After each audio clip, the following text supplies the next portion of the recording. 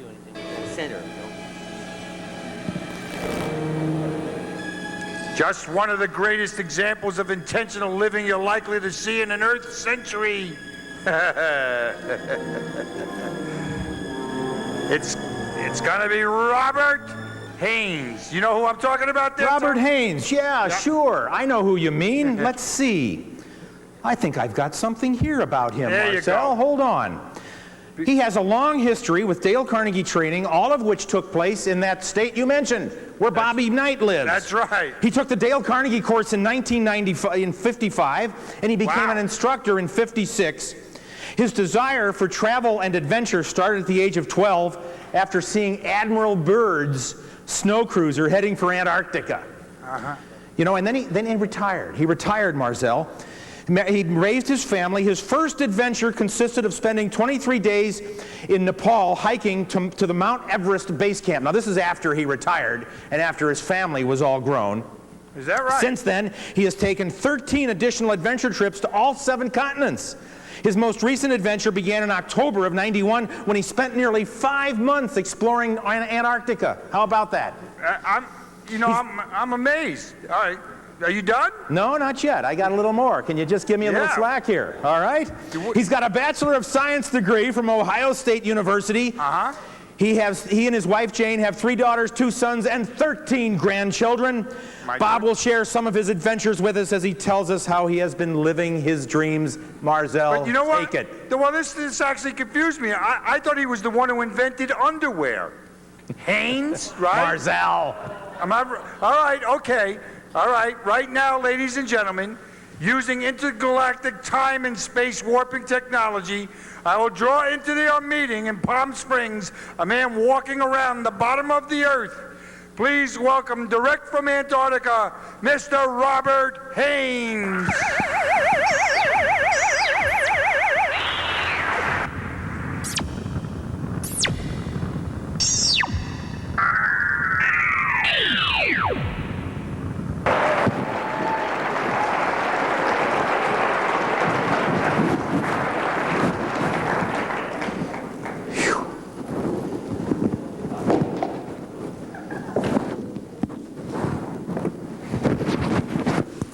You can imagine the strange looks I got wearing this over to the building today.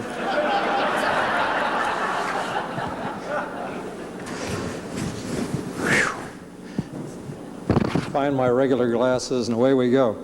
Well, good morning. You know, it's really a privilege and an honor to speak before this group, and I feel highly honored to be here at this time. You know, as I remember the Carnegie audiences, they're always very friendly, and I hope you'll continue to be that way, at least till I'm done. After that, it doesn't really matter. Now, because I'm a retired sponsor, I get maybe a few more privileges than a person who's currently working here. I get to refer to notes periodically, and probably will. But I've also got another instrument you may have seen being used up here that I wish somebody will explain it to me when I'm through, why this is called a pickle.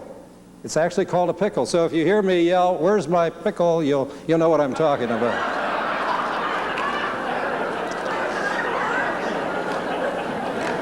Okay, it was a warm spring evening in 1955.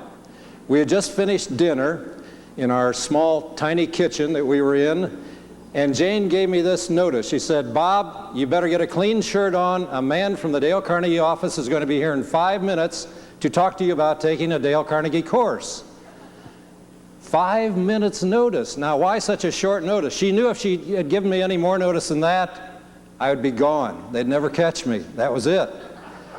But why did she bother to call the Dale Carnegie office in the first place? Well, she had a problem she was faced with, and this is what she knew had to be corrected somehow. She had a 27-year-old husband who was greatly lacking in confidence and seemed to think he was in a dead-end job with the Uniroyal Company in Indianapolis. We'd been married for 4 years. We had 2 children. A third one was on the way in 6 months. We lived in this little 600-square-foot home. We loved it at the time, but it had taken all of our savings to make the down payment, and it wasn't easy even making the $67 a month mortgage payments. I had received my degree from Ohio State University, Bachelor of Science degree. My major had been in greenhouse plants, but after 2 years I decided I wanted nothing more to do with greenhouses or plants. I had no direction in life. I had no intentional life. We seemed to be simply surviving from day to day. Well, realization of my dream seemed to be completely out of reach. Something had to change, but what? Well, Jane had called the Dale Carnegie office 2 days earlier and talked to a man at that time by the name of A.J. Abrams, who was in charge of the Dale Carnegie courses in Indianapolis. She spent about an hour or more on the phone telling him all about me. Now, of course, I didn't know this, but he was loaded with information. He was also a very good salesman, so I really never had a chance. The course at that time, the Dale course, cost $125, and so I put $25 down, which about emptied our bank or checking account, and then took out a one-year loan from the bank to pay off the balance. Now that sounds like, ridiculous when what you hear nowadays, but that was the only way in which I could have done it.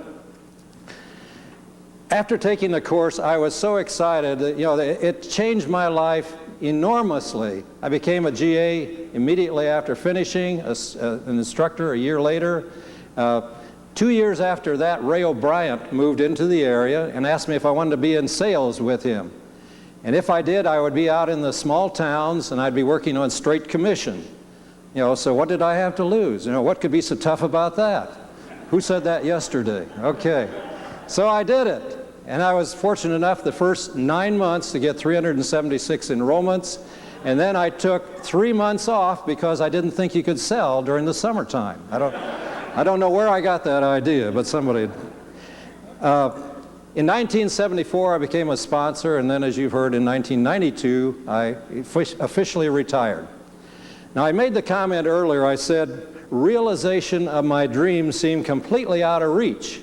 What was the dream? Well, it started in October of 1939. Admiral Richard E. Byrd, explorer and adventurer, was going to return to Antarctica. I was very excited about this. Anything that had to do with travel and adventure, I knew I'd get wound up about it. A special snow cruiser had been built for him to traverse this rough territory down in Antarctica.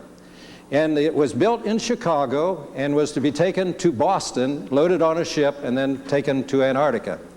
Well, after they had finished the construction of the cruiser, they found that it was too big to get to the coastline any other way than just simply by driving it.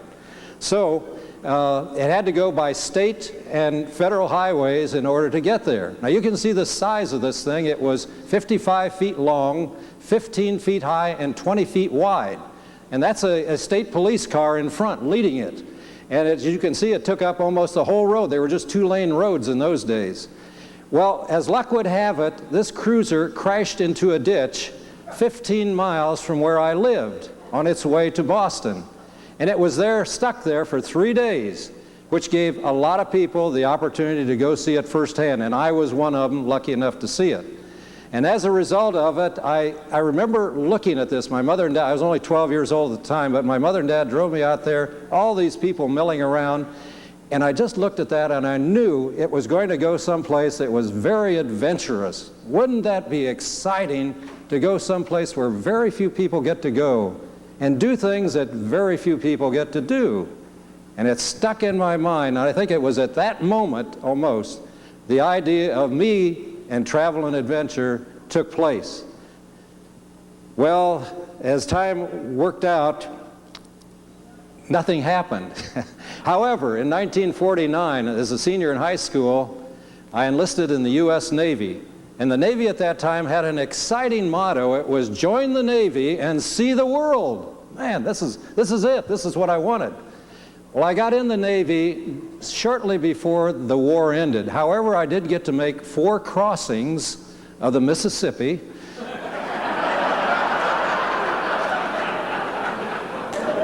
And then they discharged me without even seeing an ocean. So my dream of travel and adventure in the Navy didn't materialize at all. After the Navy, it was on to Ohio State University, and it was there I met Jane. We were married in my senior year, and it seemed like, you know, this travel and adventure seemed to move a little bit further into the background. 9 years passed, and 5 children appeared on the scene from somewhere. Stephen was the last one. Now you know why he's the last one, right? Okay. In any case, 5 children appeared, and then it really got pushed into the background, travel and adventure. We did take normal trips during a number of years there, normal trips, but nothing special as far as I was concerned. Then it happened. It happened in October of 1986. A former college roommate called me, and he said, would you be interested in going with me, talking about him, someplace in the world and hiking a mountain?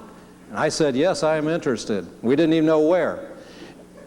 Believe me, at the same time, almost identically, that I got his call, Steve approached me. He knew I was going to be retiring in 1992. He had been working in sales for us for 6 or 7 years, but he had no management experience, and he wanted to know if he could take some of my management responsibilities to gain a little additional experience. And then he said the magic phrase, as far as I was concerned. He said, you don't even have to come into the office.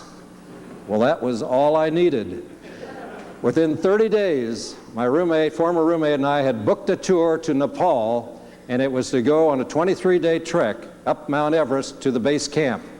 Now, the mountain itself is over 29,000 feet high, but we were only going to go to the 18,000-foot level, but that was far enough as far as I was concerned. As a result of that first trip, when it ended, I just had to have more. And so then I started a series of a bunch of trips. I'm going to show you quickly some of the things that I have done since then. The first one was on an Argentine naval supply ship to the Antarctic Peninsula. And we spent 12 days cruising around the Antarctic Peninsula, stopping at mostly Argentine stations, also one American station, and unloading supplies. I wasn't unloading them, but it gave us a chance to get out and explore while all this was going on. And it was wonderful. And I decided at that time that someday I'd like to come back and stay longer so I could see more of this area. Next, it was to trekking the Inca Trail of Peru. And it's a 34-mile trail winding through the Andes Mountains, and finally it ends at the ancient Inca site of Machu Picchu. Next, it was on to Africa and the Kenya Masai Mara Park. And we was on a safari there for 5 days and shot animals with a camera, as many as I could get, and found that pretty exciting too. Venezuela was the next place that we went to, a remote area of Venezuela. In fact, we had to go by dugout canoe to get there. Natives took us.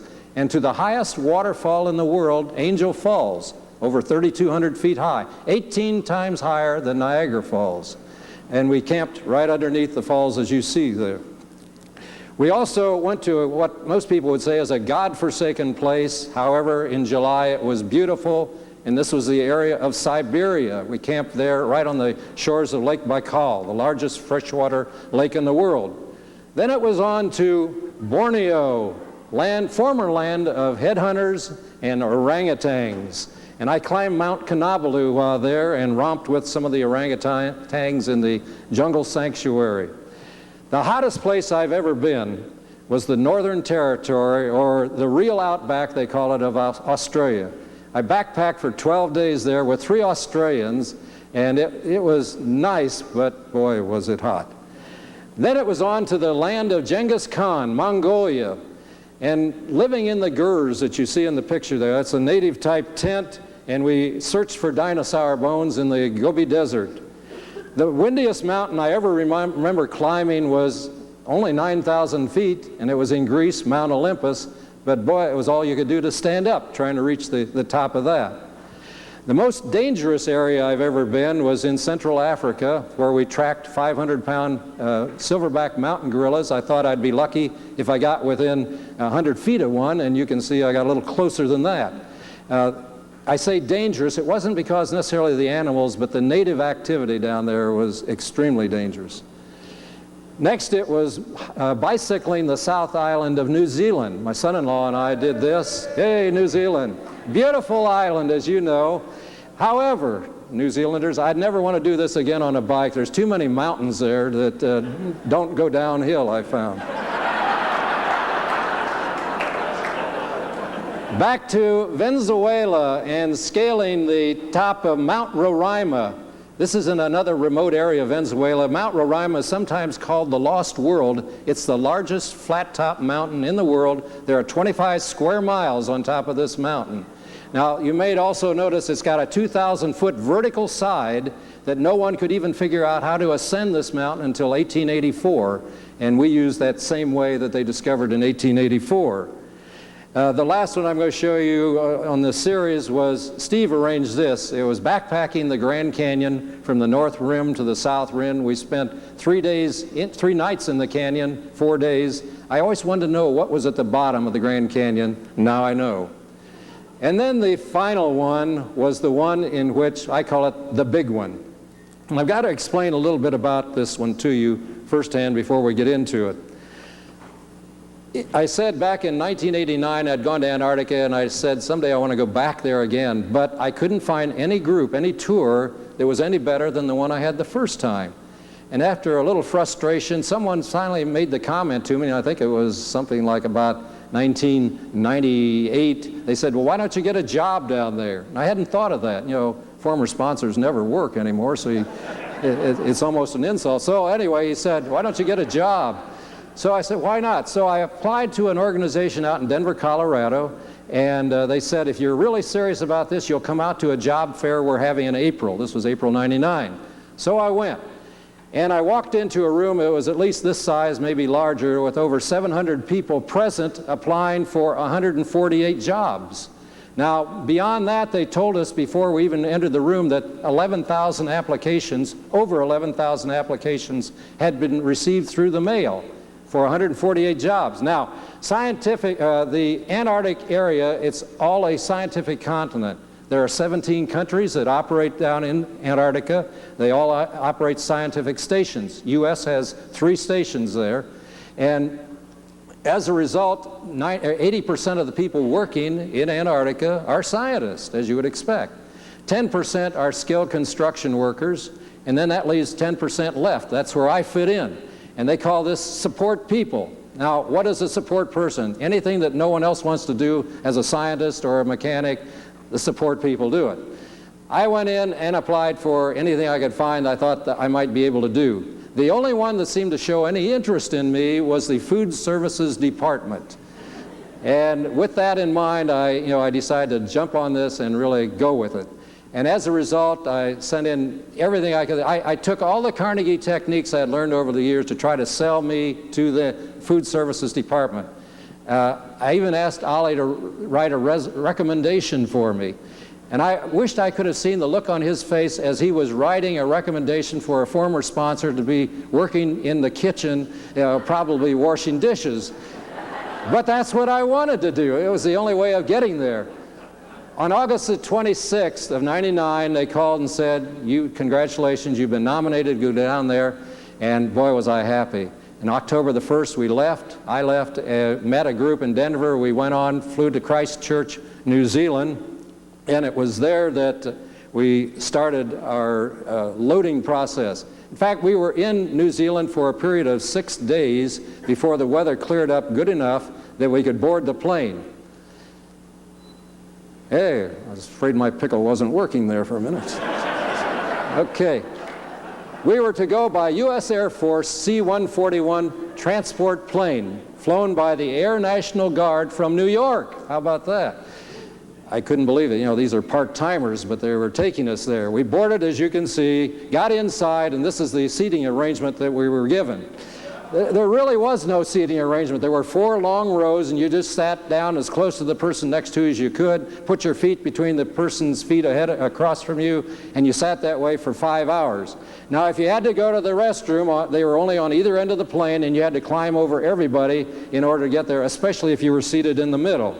Finally, after 5 hours, we landed at before I want to show you what Antarctica looks like. The station I was going to was called McMurdo, and it's located on, it looks like a lake on the lower end of that continent, and you can't probably see it. You know, somebody's pointing it, good. There's McMurdo. I don't have a pointer.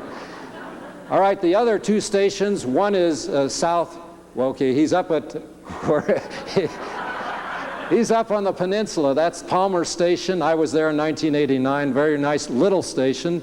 And then in the center of the continent is the South Pole. Now, all three of these are the U.S. stations. But I was going to be at McMurdo, which is the largest station on the continent, and it belongs to U.S.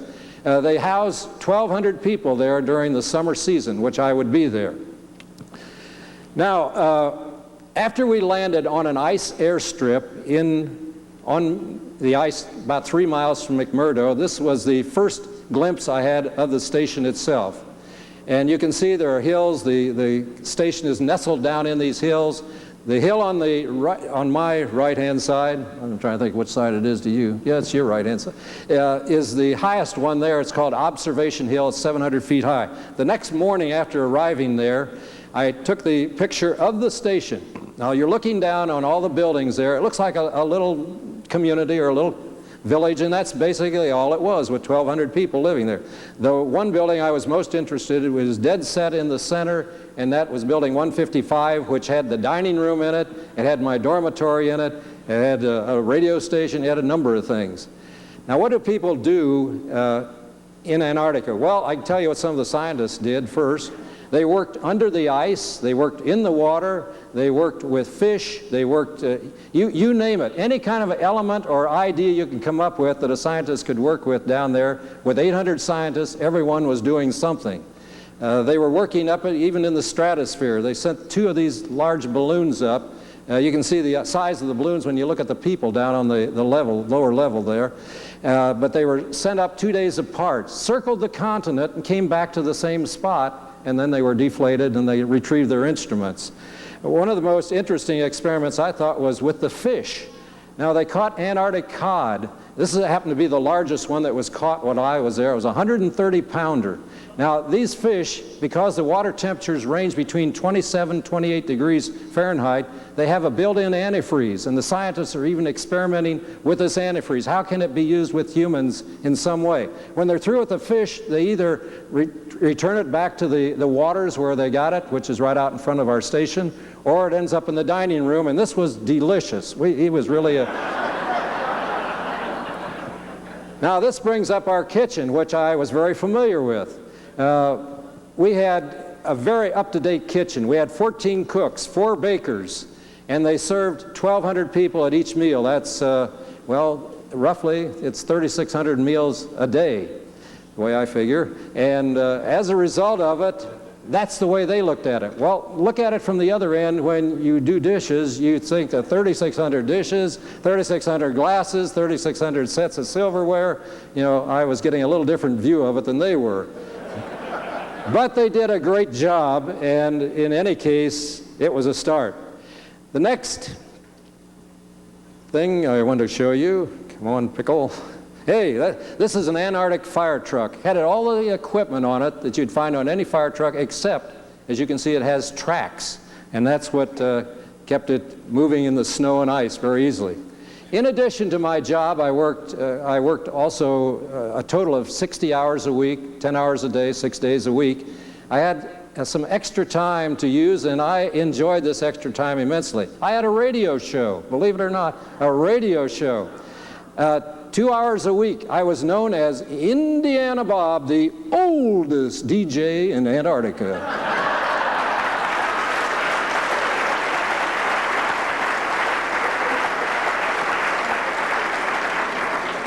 Now, no one ever challenged me, you know, to say, no, you aren't. You know, it stood all the way around. But I enjoyed that. I also drove a shuttle. Our nearest neighboring station was the New Zealand station. I'm waiting for a cheer. Which was called Scott Base, and it was only about 2.5 miles away, but we ran a shuttle over there back and forth, and I was a substitute driver. This was on New Year's Eve. That's why I got that strange get-up on.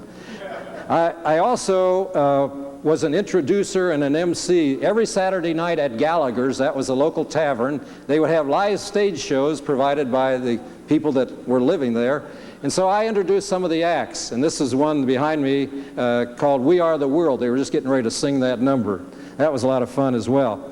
I gave 22 tours of Scott's hut. This is Robert Scott's hut. Robert Scott was one of the early explorers to Antarctica, and as such, he set this hut up in 1902. It's the second oldest building on the continent, and they say it's the significantly most historic building on the continent because 4 expeditions used this hut trying to get either to South Pole or trying to cross the continent itself. This is giving my tours. After I'd been there for 5 weeks, I was called into my supervisor's office, and he said, the person that's running our greenhouse has to go back to the States, and we would like for you to take it over. I hadn't been in a greenhouse in 48 years. He said, our computer check shows you're the best qualified. On top of that, it was all hydroponics, and I'd never done anything with hydroponics as far as plants were concerned. So I gave myself a crash course in how to grow plants in liquid, and after a couple of weeks, things got under control, and by the time I left there, I was quite proud of the crops we had. We had tomatoes, lettuce, peppers, and cucumbers. Those were the 4 main crops. Well, spring arrived at McMurdo finally, and I say spring, it was in December, and this is when the Coast Guard ice cutter comes in, breaking through 5 feet of ice at that time, making a path for the cargo ships that were to come in January. And one day we went out on the Coast Guard cutter, spent an afternoon, in fact, as they were cutting through the ice. We were followed by orca whales and the penguins, too. The two don't get along. The orcas love to eat penguins, but the penguins are not that fond of orcas. Another exciting trip that I took was the first time I'd ever ridden on a snowmobile. We were going to Ernest Shackleton's hut, which was 26 miles from McMurdo Station. And there were 6 snowmobiles, 12 of us went, 2 to a snowmobile, so we each had a chance to drive it halfway. Halfway there, we stopped at this iceberg, which had been trapped in the ice, and had our lunch, right out there in front of it. It was sort of a beautiful spot. And it went on from there, finally arrived at Ernest Shackleton's hut right in the center. It was surrounded by a penguin colony, and in the background is Mount Erebus, a 13,000-foot semi-active volcano. Inside the hut was very much the way it had been left in 1915. That was the last time any party had been there, but the canned goods were on the shelves, clothing hanging around, beds looked like they'd just been made. But they have no vandalism in Antarctica. There's not enough people to go around.